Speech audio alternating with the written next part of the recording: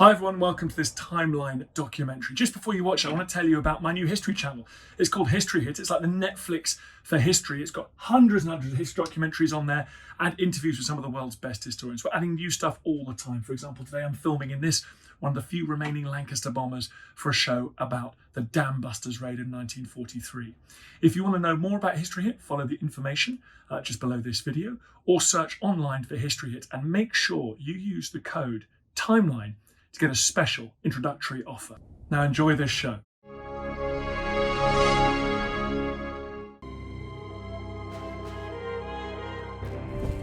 Two world wars tore the heart out of the 20th century. They are a rent in the fabric of history. And at the center of the bungled journey from war to war is a story of global want, despair and hopelessness, of the Great Depression, its awful consequences, and its heroes.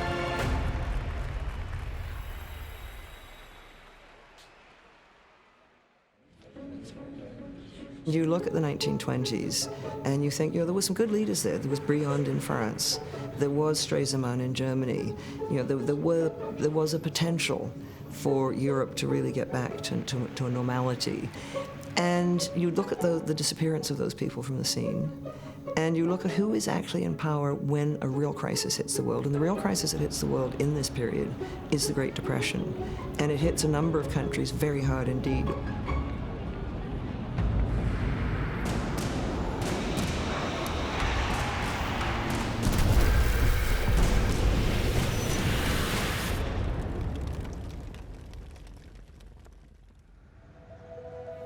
In the United States, the Depression bottomed out in 1932. Production had fallen by 25%, investment 50%, prices 10%. Only unemployment had risen to more than 20%. In 1929, American corporations booked $10 billion in profits. In 1932, it was $3 billion in losses. Our entire banking system, declared former Treasury Secretary McAdoo, does credit to a collection of imbeciles. There are 40 million people in the developed states unemployed, millions more on half-time. World trade is halved in that period. You can't imagine that happening today. And the consequences were profound, massive poverty everywhere, a strong sense of social dislocation, also a strong sense that capitalism didn't work, and growing fears that perhaps communism would come out of the wings and suddenly begin to threaten the Western world, and so on and so on. It was not a depression exclusively for industry. It was the Great Depression, and it was for everyone. 150,000 American homeowners lost their properties in 1930. 200,000 in 31, and 250,000 in 32. In 1929, global business had been worth about $32 billion to the American economy. By 1932, that had shrunk to barely a third, and it seemed that there was nothing much that anyone could properly trust. As low, as menacing a point as any came at the end of July. The Battle of Anacostia Flats as good as sounded the death knell of Hoover's presidency, when he sent troops to contain several thousand First World War veterans assembled in Washington to demand early payment of the war service bonus they had been promised. It's war, the greatest concentration of fighting troops in Washington since 1865. Using armed cavalry, tear gas and tanks, the army commander grossly exceeded his authority, driving the protesters from their camping grounds at Anacostia Flats and putting their shelters to the torch. Hoover, who had not been responsible for these excesses, was vilified. The commander, who was responsible, went on to become a national hero. His name was Douglas MacArthur. There's a very famous film called I Am a Fugitive from a Chain Gang, where the hero, who has tried to play straight, follow the American dream, has lost out at every chance. He's been introduced by and betrayed by the American state in one way or another. And at the end, his girlfriend, he comes back and he sees her very briefly. You've escaped a year ago, why haven't you been in touch? I can't. They're following me. They're there, they're everywhere. And she said, well, will you stay? No, I can't. I've got to go. But Joe, how do you live? How do you eat? And he says, I steal. I steal. And that line, whispered, I steal. It makes the hairs on the back of your neck stand up. This is Hollywood. As the votes in the 1932 presidential election were tallied, rural America was in a desperate state. Cattle are dying off by the thousands from starvation and from thirst. A veritable plague has visited the once prosperous farms of the section. We'll have a revolution in the countryside in less than 12 months, warned Ed O'Neill of the Conservative Farm Bureau Federation. The Democratic nominee, the governor of New York, had as his signature tune for the 1932 presidential campaign, "Happy days are here again." His name was Franklin Delano Roosevelt. He swept aside the incumbent in the most one-sided election since Abraham Lincoln's victory in 1864. It looks, my friend, like a real landslide this time. He's by nature an experimenter, a pragmatist. Let's try that, let's try this, let's see what works. If something doesn't work, don't get discouraged, we'll try something else. That mood of optimism, gaiety, empathy, experimentalism, and a deep, deep faith in the American experiment and republic, which he never lost, is what makes him a politically indispensable figure. Convicted of tax evasion, the once all-powerful Al Capone faced 1932 in a less upbeat mood. Public enemy number one, they don't come any bigger than Alphonse Capone. From the nothingness of a small-time bouncer, Scarface Al has risen to control a crime and vice syndicate that grosses $100 million a year. His identity card at the state penitentiary in Atlanta, Georgia, records the following details. Sentence begins May 4th, 1932. Date of birth, January 17th, 1899. Occupation, gambler. And there is a careful description of the 3 scars on his face. Scarface.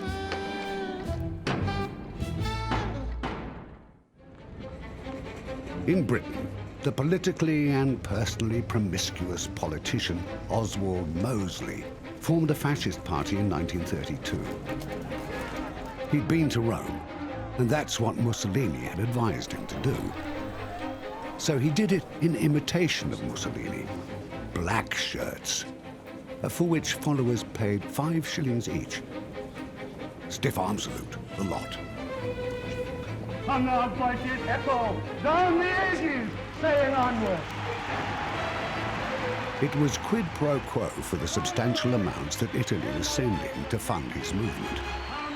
We will meet him again. The world capital of adoring fans was in Soviet Russia, where the orchestrated elevation of Stalin beyond the horizon of mere humanity cranked into overdrive in 1932, when Pravda, the official party newspaper, told its readers of an astonishing discovery. All of the articles it had published under Lenin's name had, it recently learned, been ghostwritten by Comrade Stalin. You had to lie, you had to repeat the party slogans and so on, otherwise Stalin would kill you. As the Russian maxim had it, you lied like an eyewitness. Stalin's image was everywhere, and communism was no longer a political movement. It had morphed into a religion. And the most delectable scent produced by the government perfume factory was called Breath of Stalin. Propaganda was the air people breathed during the 1930s, and you could see it in particular in Russia. Alexander Woolcott, writing from Moscow in 1932, noted, "I have been here long enough to learn what the major industry of Soviet Russia is. It is printing pictures of Stalin." Stalin, was quite open about it. He said to Nadezhda Krupskaya that if she didn't behave, he would make someone else Lenin's widow, which was rather nice, sort of creating his own piece of history. The official view found little to applaud. A British embassy report of 21st June 1932 described a record of overstaffing, overplanning, and complete incompetence at the center, of human misery, starvation, death, and disease among the peasantry. Men, women, and children, it continued, are left to die in order that the 5-year plan shall at least succeed on paper. It would have undermined the propaganda of the Soviet Union to admit that after 15 years of socialism, of Bolshevik rule in the Soviet Union, that they're not able to feed their own population. The minutes of Politburo Meeting 93 of December 6, 1932, concludes, "The Council of People's Commissars and the Central Committee call upon all collective and private farmers who are honest and dedicated to Soviet rule to organize all their efforts for a merciless struggle against kulaks in order to defeat in their villages the kulak sabotage of grain collection obligations to Soviet authorities." You could easily become being labelled a kulak by just having 2 cows instead of the average one. And that hardly makes you a major capitalist, right? You might be branded a kulak because you hired other workers. Okay, you're engaging in capitalist mechanisms of paying other people to work on your farm. But that actually discriminates against some of the most vulnerable people in society. It discriminates against the elderly or the disabled. In Italy, in The Doctrine of Fascism of 1932, Benito Mussolini wrote, "If the 19th century was the century of the individual, it may be expected that this one may be the century of collectivism, and therefore the century of the state." In Ireland, where the Eucharistic Conference was attended by more than a third of the population, it would be the long fought for time of self-government. And in 1932, Eamon de Valera came to power. Eamon de Valera was an austere and schoolmasterly figure, but he was a brilliant politician. And in many ways, he becomes the dominant figure in Irish politics when he is elected Premier in 1932. And in so many regards, the Ireland that you see for the next 30 years is the Ireland that has been created by Eamon de Valera. De Valera would introduce a constitution, which, among other things, was a major setback for women, embracing as it did all the rigidity of his Catholicism. 97% of Irish people attended religious services once a week, so it was one of the highest figures in the world. In Japan, ultra-nationalists, planning to kill 20 moderates, succeeded in murdering 2, Dan Takuma and Inui Jannosuke. As in Nazi Germany, murder was a powerful political tool. The attempted coups that take place, the incidences of violence that take place during the early 1930s are clearly scary. People do worry. Leading politicians had very good reason to worry that they might be the one who was attacked next. And fear is a powerful thing, I think. On January the 29th, 1932, Japanese carrier-based aircraft bombed the Chapai district of Shanghai, atomizing the fragile buildings. It was perhaps the first major bombing of civilians. It ruffled feathers, but no one did anything, and President Hoover made clear the basis for abstention from any intervention. These acts, he said, do not imperil the freedom of the American people. It was a fatal indifference which would rebound against America almost 10 years later, when unchecked Japanese aggression reached the American naval base at Pearl Harbor.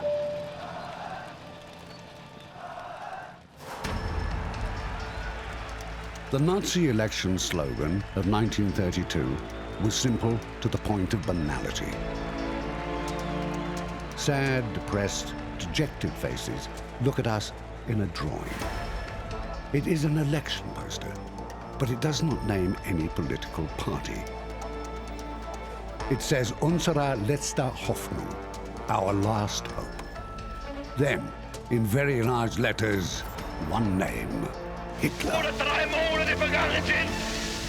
Hitler could not conceivably have risen to power had it not been for the fact that millions of Germans were out of work. They were dissatisfied, and Hitler notoriously said, there are no economic problems and there are no economic solutions. There are only political solutions. The rotten democracy of Weimar is responsible for your hardships and your sufferings, and what is required is a transformation of Germany led by me, a charismatic leader who will punish the people responsible for your ills, and that is the Jews and the Bolsheviks. On February the 26th, Hitler swore his oath as a civil servant in the Office of State Culture and Measurement in Braunschweig. It was a hastily contrived arrangement which technically gave the Austrian German citizenship, allowing him to become a candidate in the presidential election. In 1932, 13 million Germans voted for the Nazis, but this was not enough to put Hitler in power. He was not to achieve the chancellorship by his own efforts. He was put there by fools whose arrogance persuaded them they could manage this vulgarian. You know, you had all those people from those old families who thought Hitler was just a little jumped-up corporal, and they didn't take him seriously until it was too late.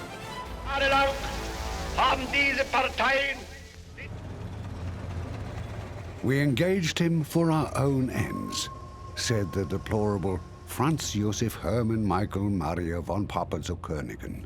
Born into nobility and wealth, von Papen's appointment as Chancellor was, according to France's ambassador to Berlin, met with incredulity. André-François Poncet said that Papen was taken seriously by neither his friends nor his enemies. The German people desire nothing more than to live in peace in order to turn all the energies which they possess to the great problems which will have to be solved to bring about the reconstruction of the world after the war. Papen called fresh elections following Hitler's resounding defeat by Hindenburg in the presidential election. At the general election, support for the Nazis continued to fall. The movement's appeal had clearly peaked, and we won't get to an absolute majority this way, Goebbels confided to his diary. Prussia went to the polls after the presidential election, and the Nazis increased their presence in the Landtag. Campaigning with energy and an aeroplane, Hitler lifted his party's representation from 6 seats won in 1928 to 162 seats. Other states, Bavaria, Wittenberg, Anhalt, followed the trend. It's a fantastic victory, said Goebbels. Their success revealed the Nazis to be, in Richard J. Evans' phrase, a rainbow coalition of the discontented. By 1932, the SA, the Sturmabteilung, the brown shirts, outnumbered the small army allowed under the peace settlement by 4-1. So too did the Reichsbanner, paramilitary wing of the Social Democrats, and the 300,000-strong Stahlhelm, a paramilitary veterans organization. There were 400,000 stormtroopers in uniform. It's hard to imagine, now or then, such a private army being tolerated, much less applauded, in any more mature democracy. Its influence on the democratic vote as people entered polling booths past scowling thugs is hard to assess.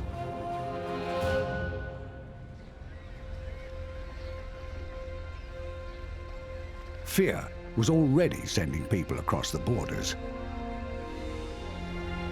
Between 1901 and 1932, Germany had 25 Nobel laureates in physics and chemistry, compared to the USA's 5.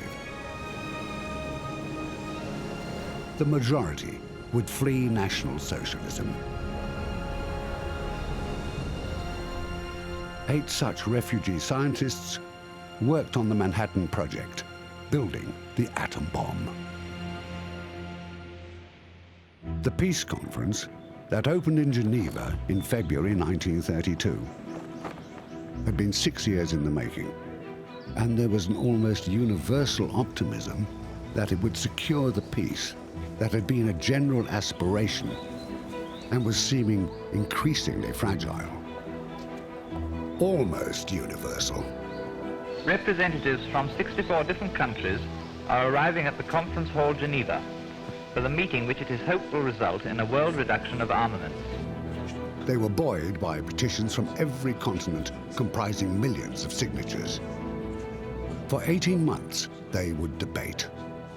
Then Hitler would pull his delegation out, which euthanized the whole affair.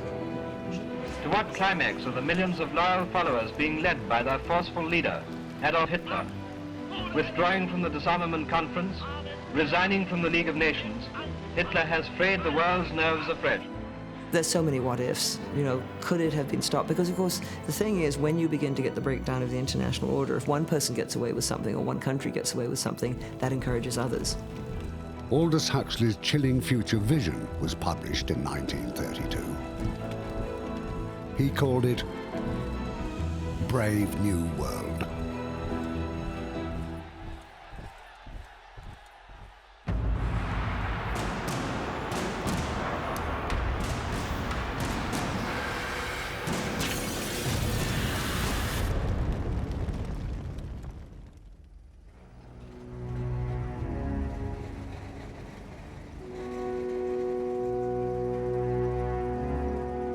On January the 1st, 1933, the newspaper Frankfurter Zeitung proclaimed, "The mighty Nazi assault on the democratic state has been repulsed."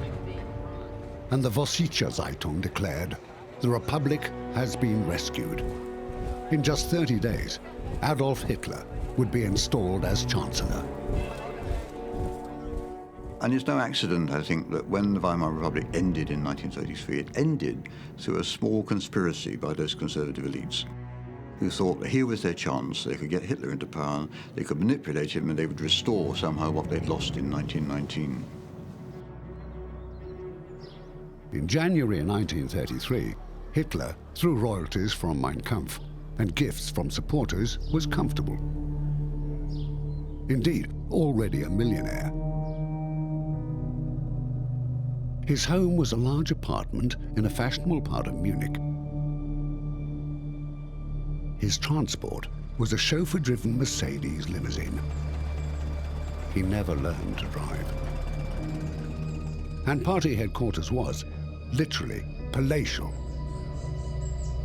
Its staff had grown from 56 in 1930 to 275. He was rarely out of bed before noon, and frequently holidayed in the chalet he'd bought in the Bavarian Alps. So life for him, unlike that of most of his fellow Germans, was not bad. And then, at 11:30 on the morning of Monday, January the 30th, 1933, it got better. President Paul von Hindenburg administered the oath of office, installing him as Chancellor. The of people around President Hindenburg felt they could use Hitler and use the Nazis and use their support, that they'd use them to establish a conservative authoritarian government, and then they'd just get rid of them. Of course, the fatal mistake they made was not to understand that Hitler was thinking exactly the same thing, and he was going to get rid of them. And so I think human error has a lot to do with people such as Hitler. Hitler swore to uphold what he had long since vowed to destroy: the laws and constitution of the Republic. The weekly newsreel, shown in cinemas throughout Germany, comprised 6 stories in the first week of February. They included a ski jump, horse racing, and a horse show. The swearing in of Adolf Hitler was the 6th and final item on the program.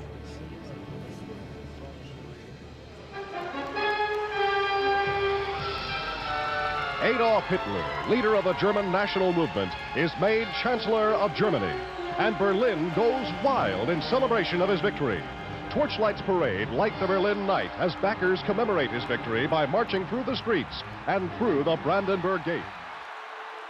The appointment of Hitler was not a miracle, though it confirmed his view of himself as an unstoppable man of destiny. It was just a shabby, shameful bungle. What were they thinking? Under the Weimar Constitution, the office of Chancellor was little more than cabinet chairman, and government decisions had to be by cabinet vote.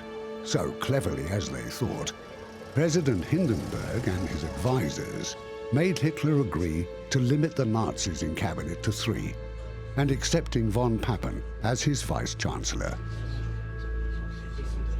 This meant that Papen would always have an 8-3 majority in cabinet, and within 2 months, Papen said, "We will have pushed Hitler so far into a corner that he will squeak."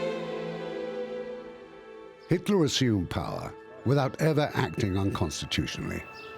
The Nazis ascended on the rubble of a disintegrating political system.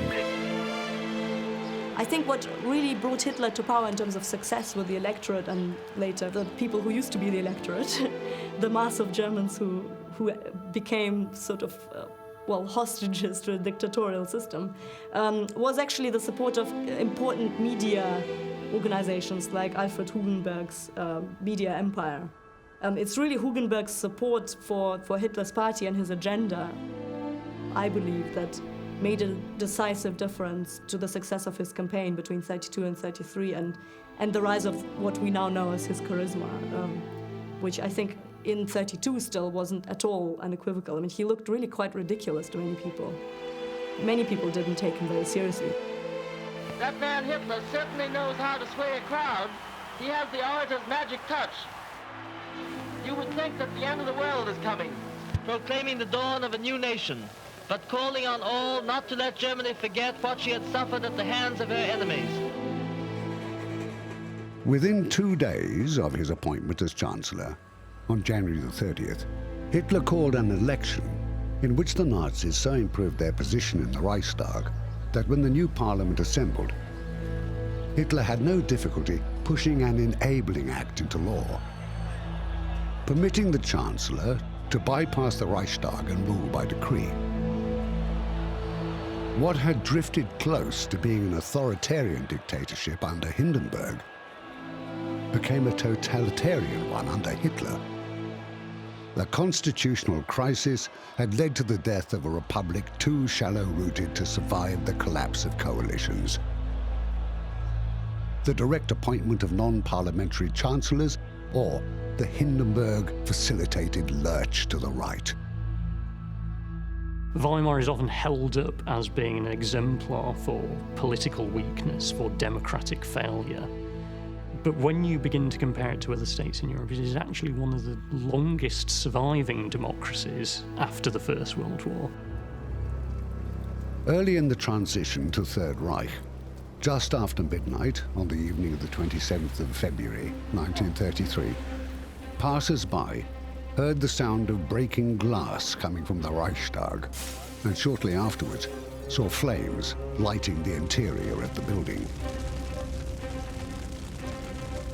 Arriving on the scene, Hitler, Goering and Goebbels declared the arson attack to be a communist plot, using fire and terror, wrote Goebbels in his diary, to sow confusion in order, in the general panic to grasp power for themselves. Sefton Delmer, reporting for the London Daily Express, arrived on the scene and Hitler confided in him. "You are now witnessing the beginning of a great new epoch in German history, Herr Delmer," Hitler said. Delmer's verdict on Hitler, reached after attending a rally at the Berlin Sportspalast along with 15,000 others, was that he was a crackpot. The morning after the fire, the cabinet, which still had a non-Nazi majority, met to draw up an emergency decree that abrogated civil liberties across Germany. It abolished freedom of speech, of assembly, of the press. By the summer, all opposition had been crushed. More than 100,000 communists, social democrats, and other opponents of the Nazis had been sent to concentration camps. Most to a new camp outside a town named Dachau. The Nazis were the only legal party, and Hitler had still not in any way acted unconstitutionally. Indeed, his actions received 95% support in a plebiscite.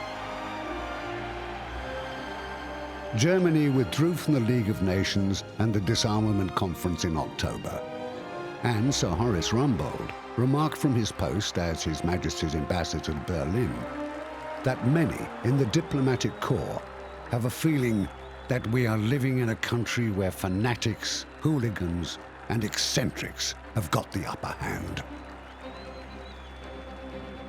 Fear had now become the engine driving German public life. Fear had forced 500 leading municipal civil servants and 70 town mayors out of office.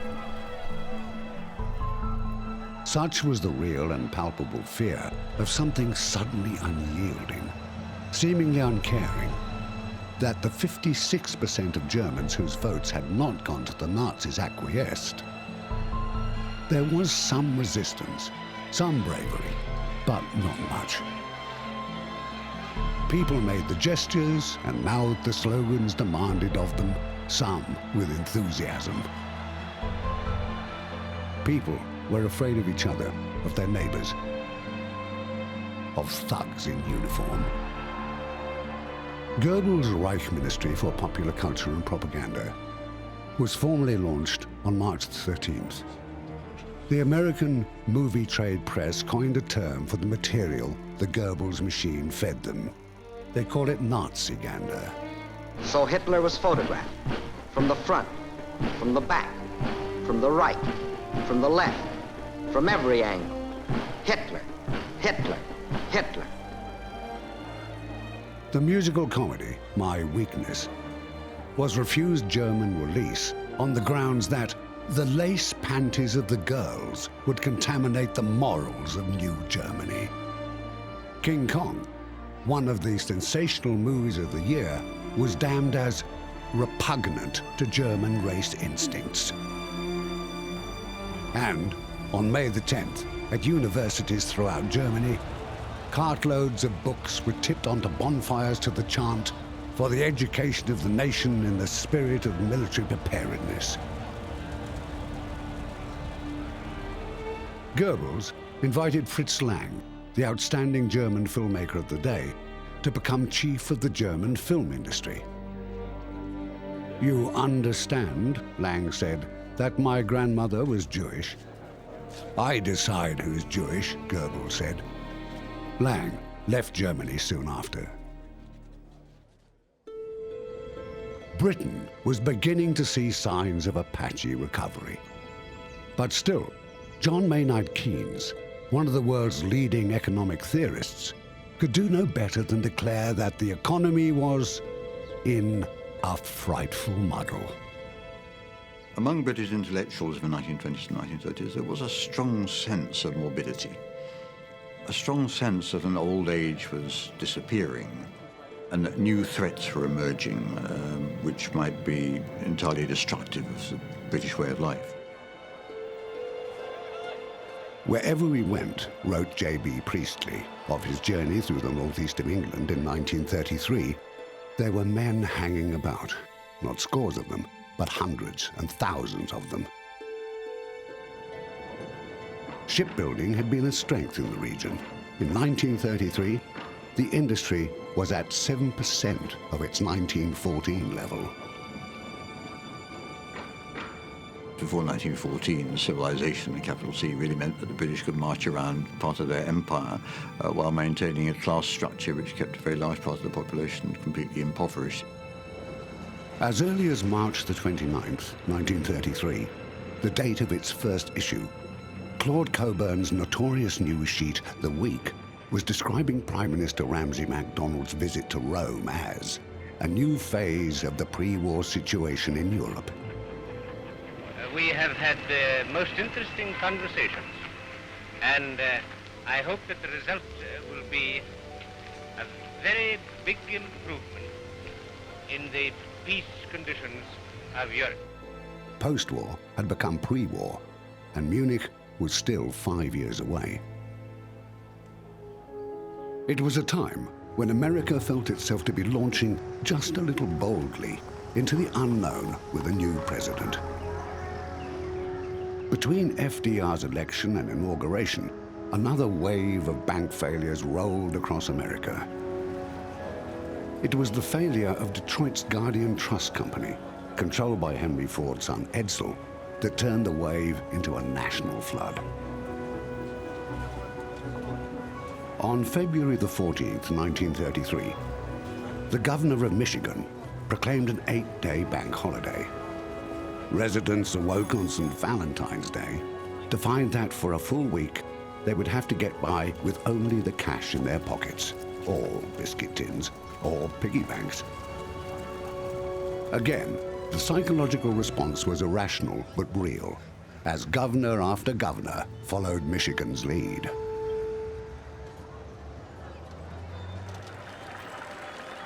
Then shots were fired at the president-elect by an unemployed bricklayer named Giuseppe Joe Zangara, who had bought a revolver for $8 from a pawn shop. His target was FDR's car, and his collateral victim was the mayor of Chicago. Mayor Cermak, critically wounded, is carried to Mr. Roosevelt's car. Resting in the arms of the president-elect, he is rushed to a hospital.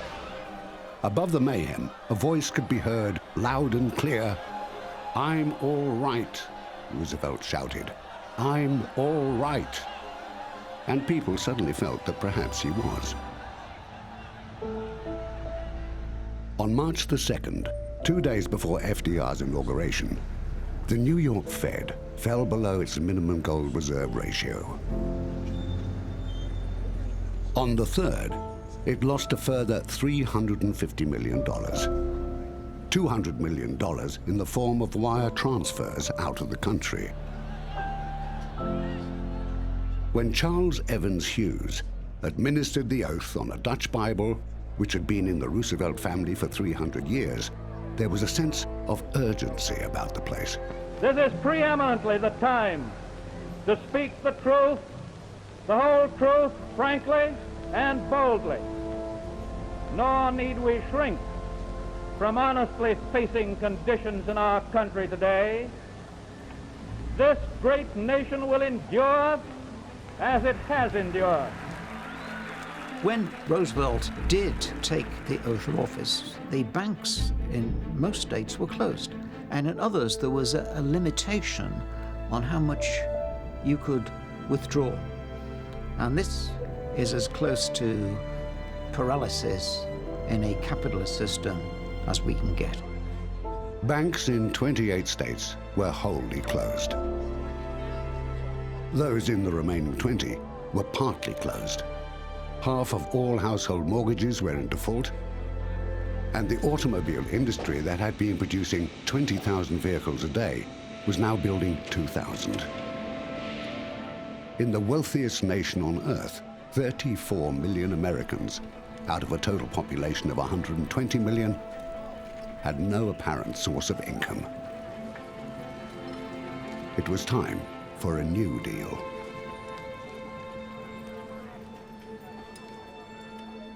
FDR's first action as president was to close the banks until March the 9th. Surprisingly, Americans coped. He's not necessarily a systematic thinker when it comes to domestic policy, but he's a political realist, and he knows first and foremost that any president in 1933 is going to try and get America back on its feet again. IOUs were issued, accepted, and honored.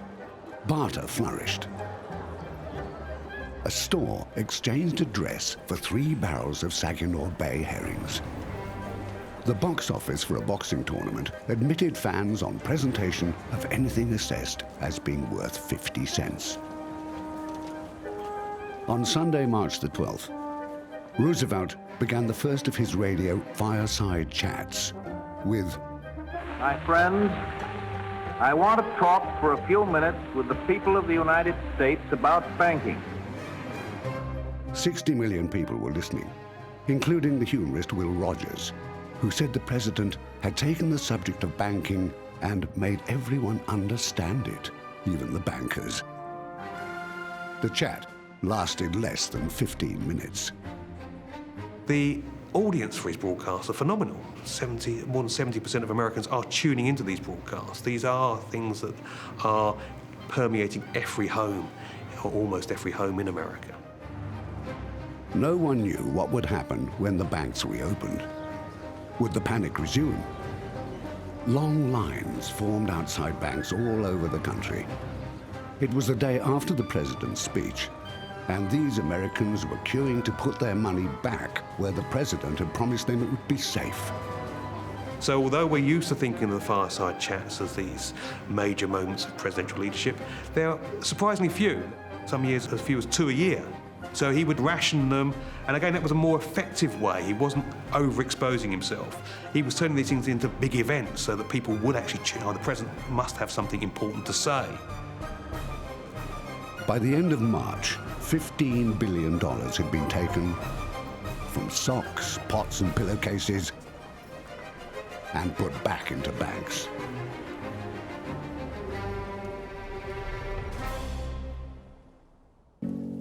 By 1933, US unemployment hit 12 million, a quarter of the workforce.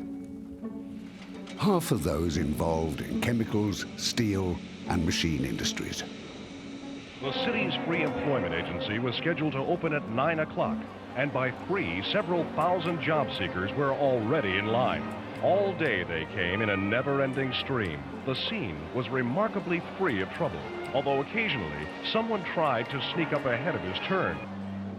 Even so, on March the 15th, the stock exchange ticker tape signed off with the words, "Happy days are here again." Part of the problem facing Roosevelt was that there was no clear agreement in 1933 as to what had actually caused the Depression. No clear agreement on why it had become so bad. So therefore, Roosevelt's New Deal embarks on a number of different initiatives. Among our objectives, I place the security of the men, women, and children of the nation first.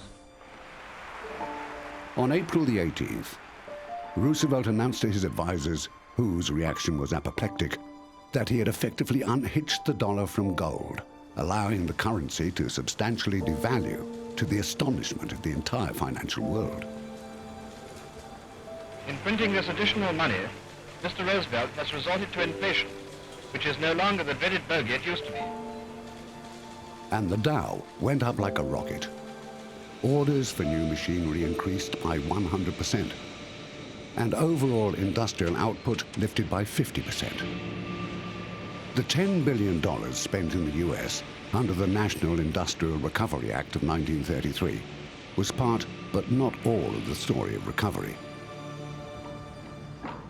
It paid, amongst much else, for 122,000 public buildings, more than 1 million kilometers of road, 77,000 bridges, and 285 airports. About 450,000 Americans wrote to their president in his first week in office, and mail continued to arrive at between 4,000 to 7,000 items each day. During Hoover's presidency, one person had worked in the White House mailroom. For FDR, the staff was increased to 70. Most Americans had never heard their president speak before. So they believe that he wants them to do well. And when his policies fail, they begin to say, our president is being failed by bankers, corporate heads. We're going to take things into our own hands because we know this is what the president wants us to do.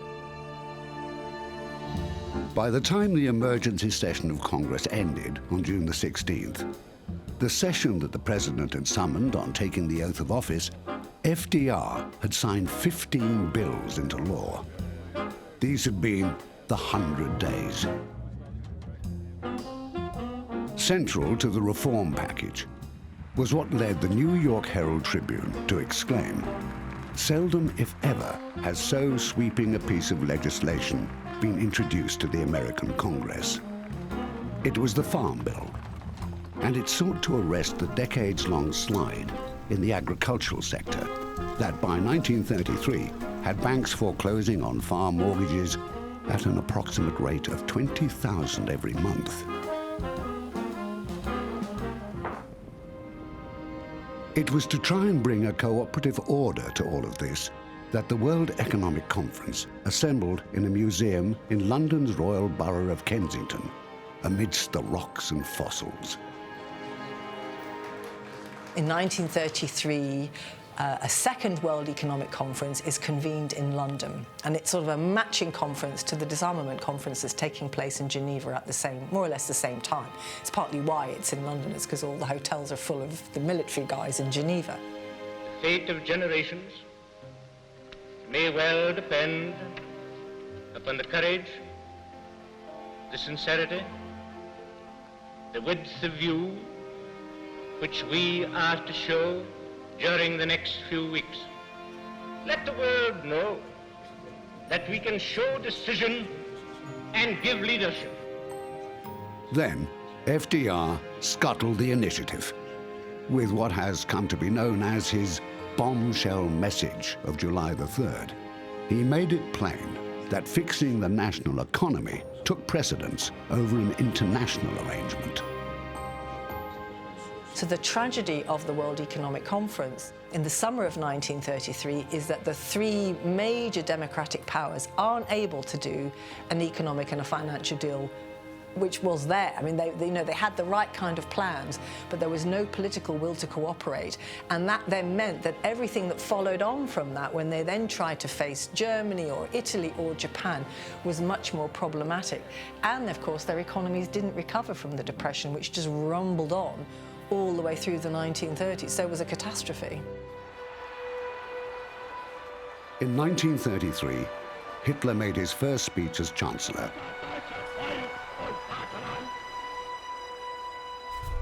And Fred Astaire, real name Frederick Austerlitz, teamed up for the first time with Ginger Rogers. Real history is always the story of lots of things going on at the same time. In 1933, General Mola, who would direct the failed coup that became the Spanish Civil War, wrote that Hitler is convinced that his people cannot rise again as long as the Jews remain embedded in the nation. That is why, Mola wrote, he persecutes them without quarter. In 1933, the Brown Book of Hitler Terror appeared in 27 languages, calmly and with verification, cataloguing the excesses of the Nazi regime, so people knew.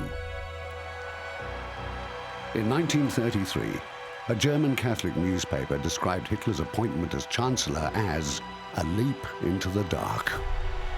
It turned out rather to be a leap into the darkness